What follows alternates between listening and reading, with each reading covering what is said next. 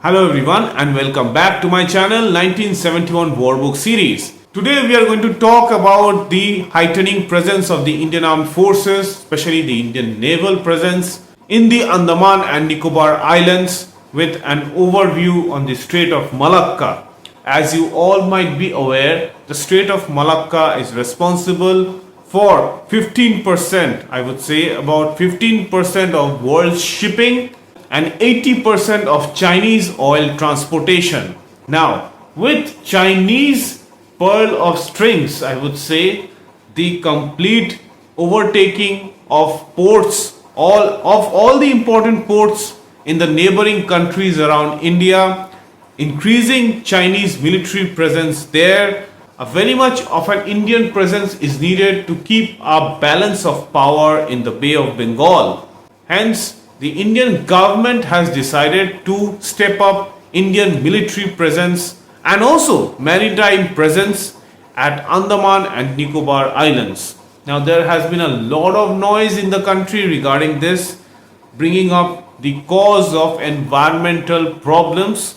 But today, about this specific decision of the government to increase military presence in the Andaman and Nicobar Islands overlooking the Strait of Malacca, we will be knowing very much in analytical details with a study of a strategic perspective from Colonel Nitin Chandra, who is a defense analyst and an exceptional military historian as well, giving us his own vital inputs regarding this matter with all of us. So today, let's welcome Colonel Nitin Chandra to give his insights with his exceptional detailed explanations. So first of all, sir, welcome to our program today, and I would like to invite you as a defense and security expert, Colonel Nitin Chandra, sir, to speak on this recent matter on the Andaman and Nicobar Islands, this recent developments that are happening there. So first of all, sir, I would like to go to the basics at first. Let's understand the geography and the importance of the maritime trade and any kind of security fallacies and importance regarding the Andaman and Nicobar Islands, sir, from you, of course. Thank you, Devu. Let's start one by one. The first point you asked about the geography of this area. Right. Okay. So we generally are aware where the Nicobar Andaman Islands are. Bay of Bengal. Okay. They are in the bay of the eastern edge of the southeastern edge of the Bay of Bengal. Right. They are somewhere near Indonesia, right down there. Okay. Indonesia, Thailand, etc. That circle over there, that's where they are. The Andaman Nicobar Islands, there are about 836 islands. Of these, 145 form part of the Nicobar group, and the 691 are in the Andaman group. From north to south, if you see the islands, they are the length is about 750 kilometers. Out of all these islands, of these 836 islands, only 31 are inhabited. 31, okay. Are inhabited. 21 in the Andamans and 10 in the Nicobar Dweeps or the island group. Okay. The island which is the southmost is the Great Nicobar Island, which is much in talk, like you will be talking about this right now. Right. This is the southernmost island, the Great Nicobar Island. It's 921 square kilometers. That's the surface area of this. And out of the complete group of islands, which amount to about 8249 square kilometers, this was about 11% of the land surface of the Andaman and Nicobar Islands. Now this is next to a very important strait called the Malakka Strait. Malakka Strait, right. Okay. Now all the sea traffic, maritime traffic coming from the Middle East, etc., going from east to west toward China, towards the Pacific Ocean, passes through this strait. The Malacca Strait. The Malacca, right? Malacca Strait. Okay. Now this is a very narrow strait, so therefore all the vessels which are coming from the other side, from east to west. When I say all vessels, I also, besides trade, I also mean naval vessels which are coming in, especially so. The Chinese vessels, they also come through this strait. This strait. And as of now, they have an unhindered sort of a go through Mm-hmm. to this place.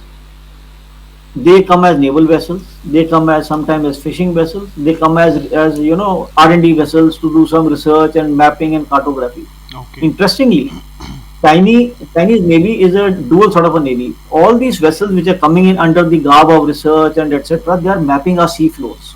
Okay. Okay.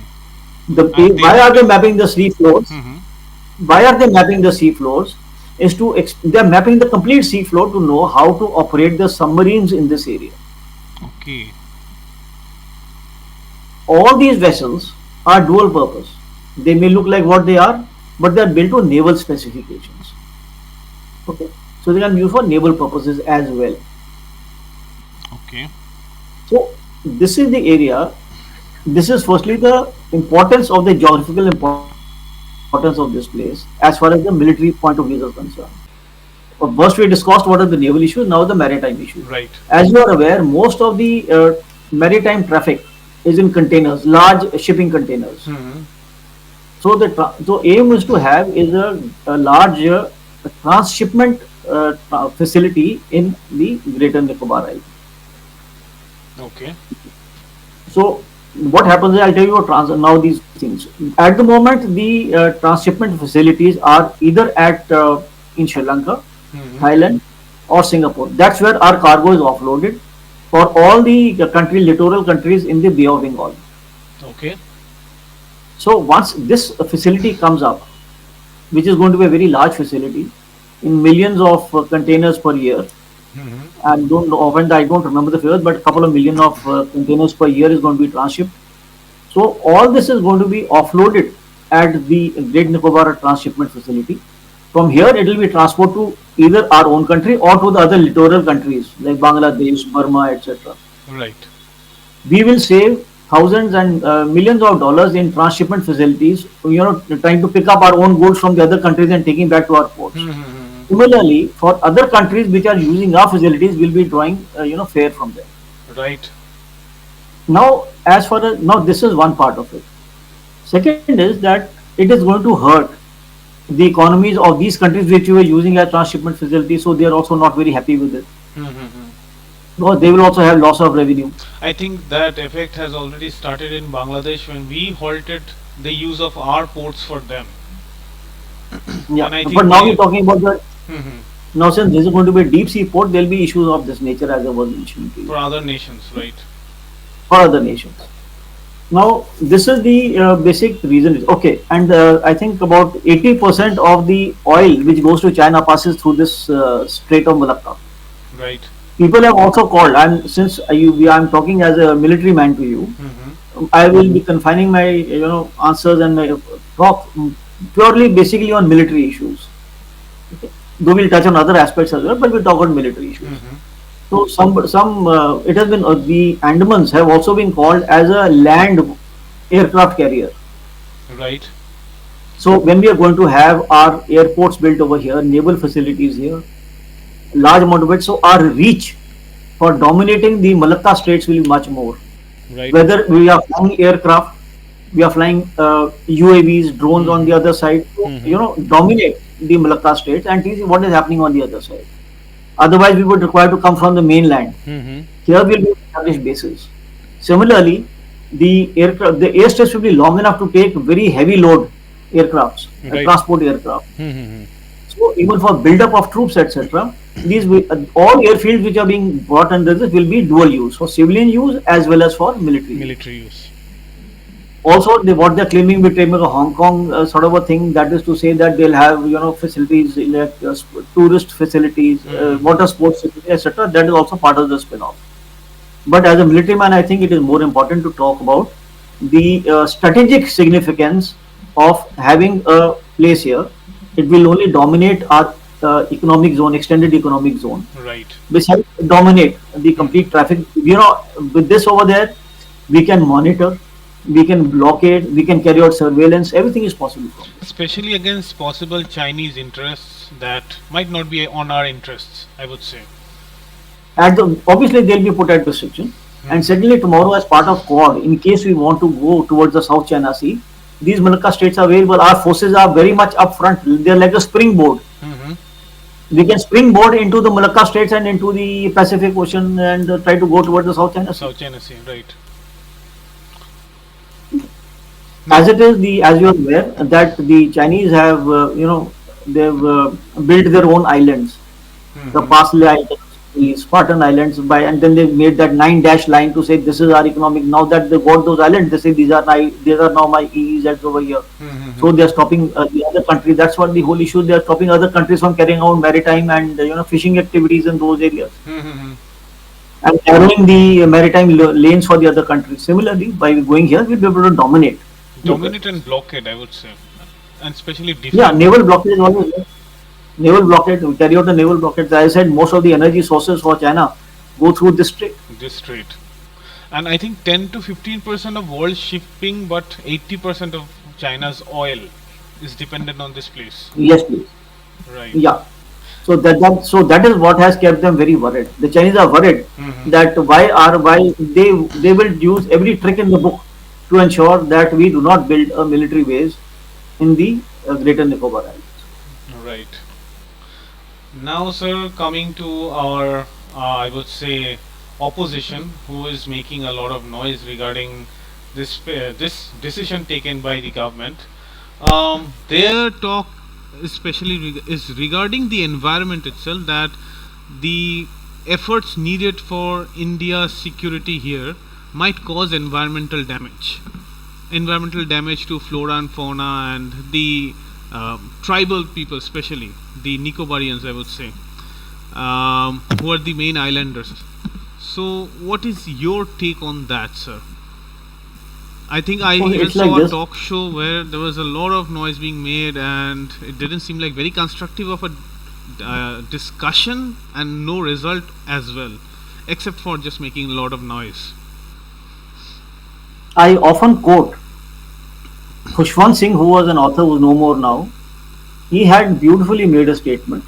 He says, "You cannot place a price tag on the security of a nation."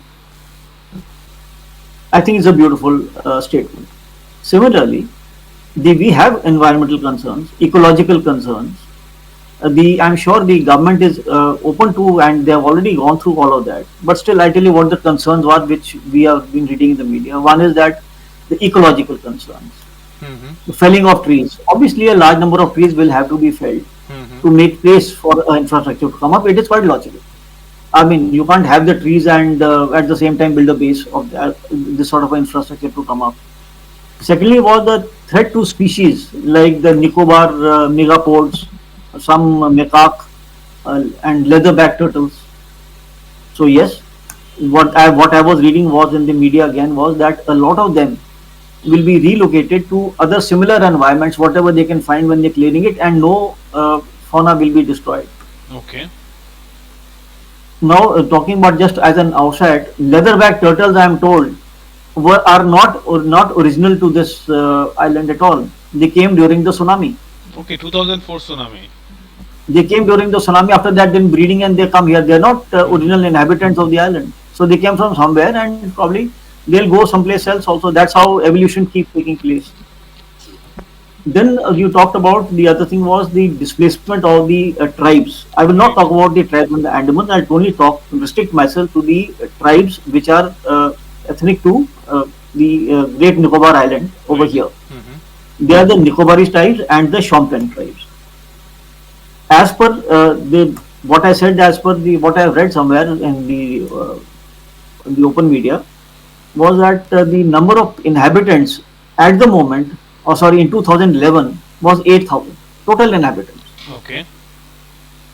And of these, the Nicobarese were about 1,000, and Shompen was anything between, varying figures I have read at various places, from 29 to 129.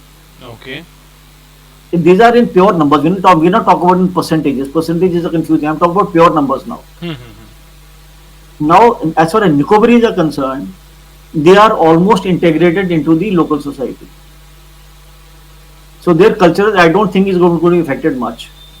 Okay. Now, the question of Shompen, as I said, let's take the higher figure of 129. Mm-hmm. Not 29, but I'll take 129. Mm-hmm.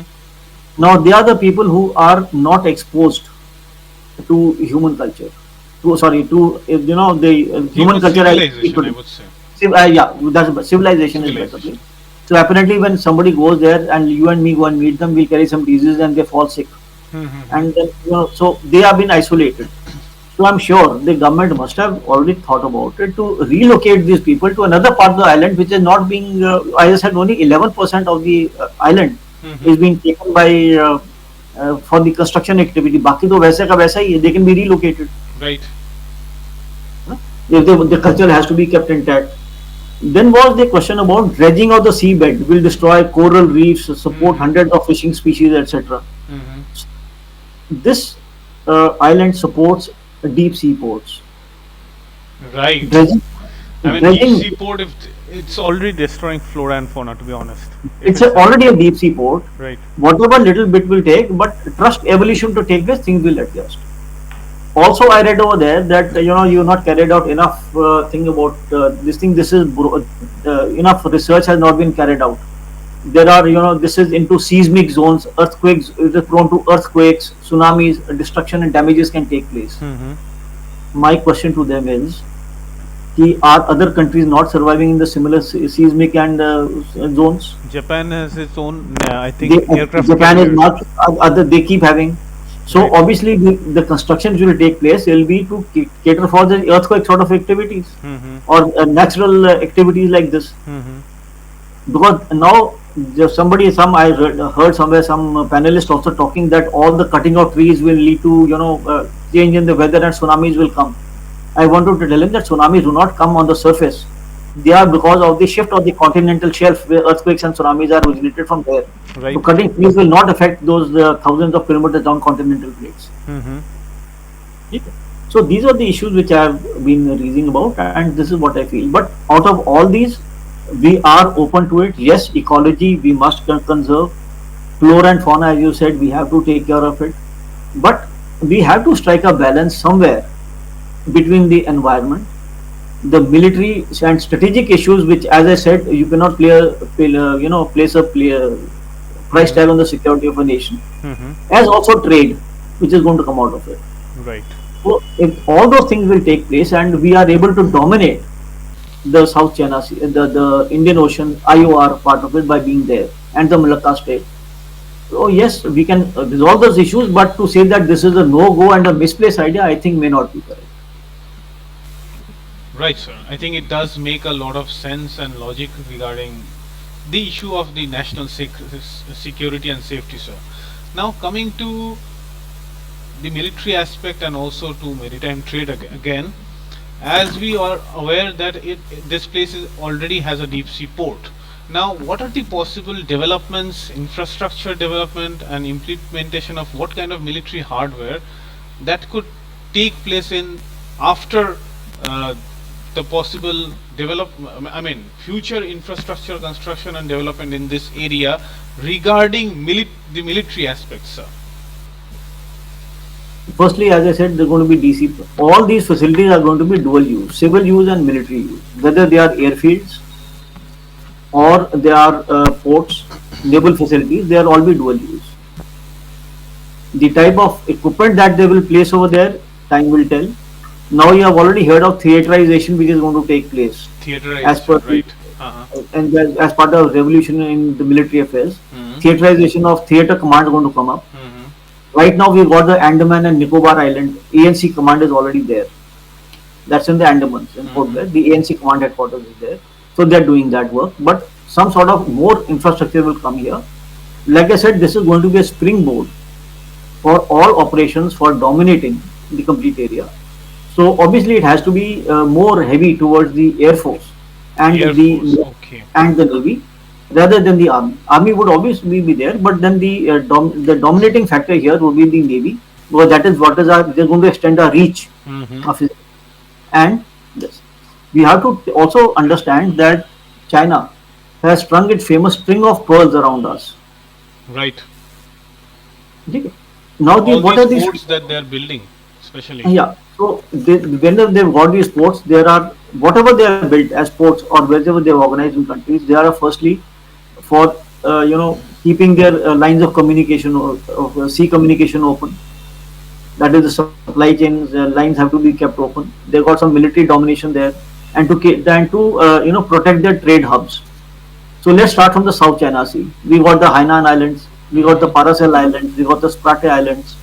This is how they're going. In Southeast Asia, we got something in Cambodia, which is called Sihauk and Reem naval bases.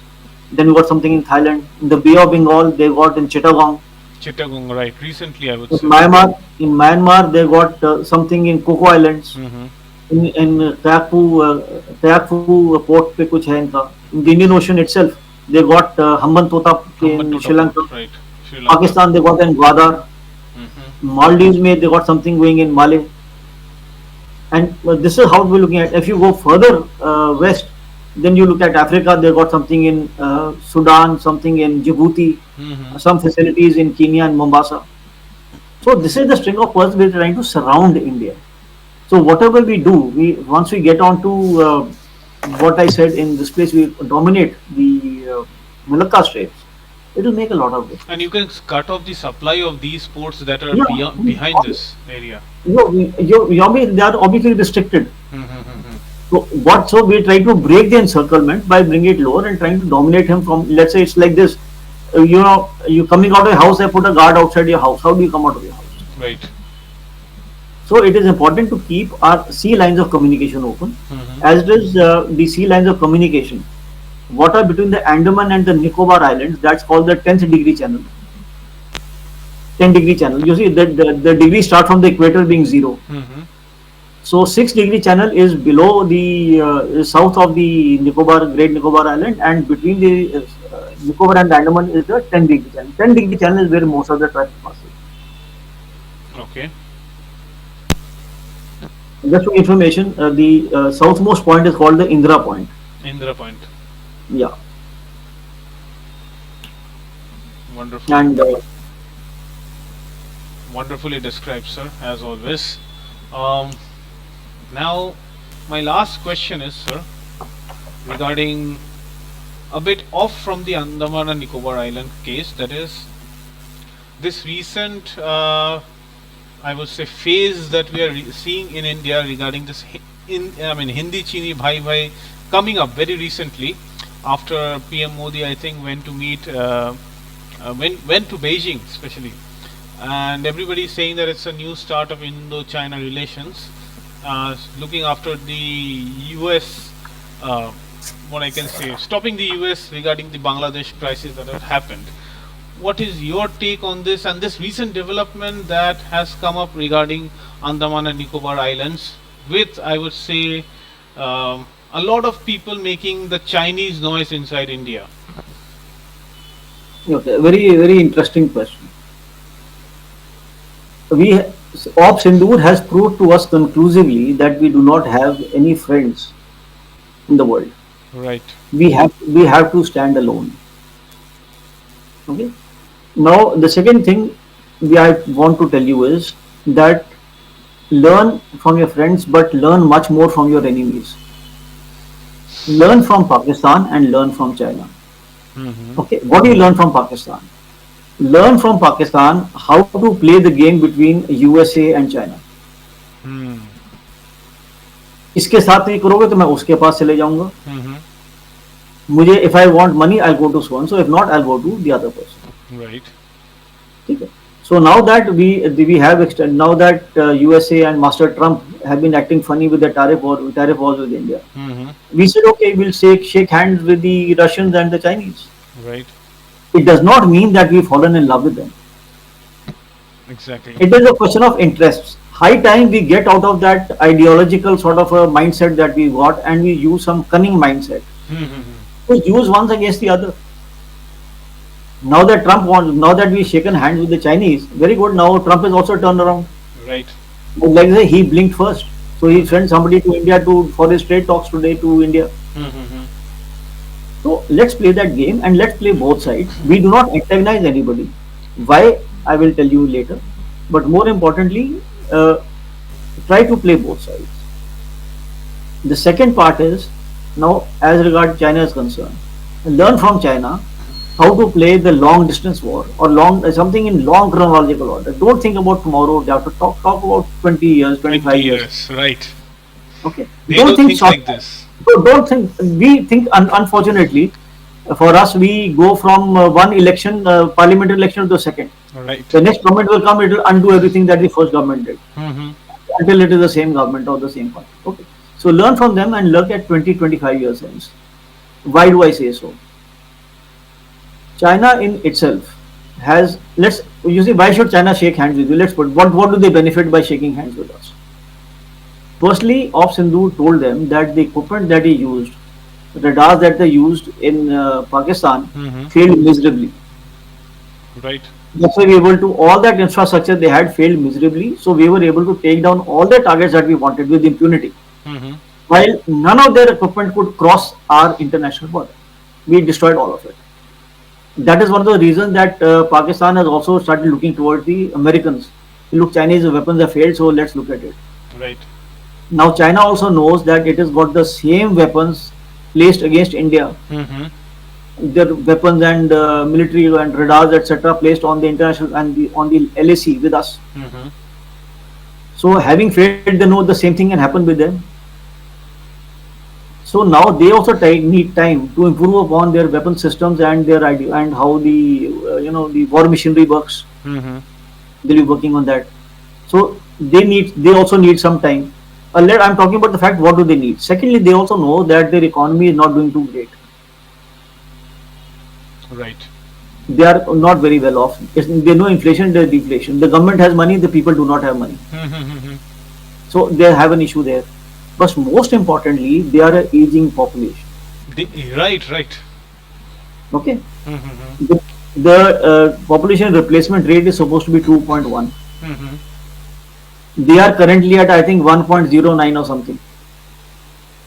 And in 2025 and 2050, that is 25 years, it is not a very long time, they will be at 1.01. The median age at that time will be about 50 50.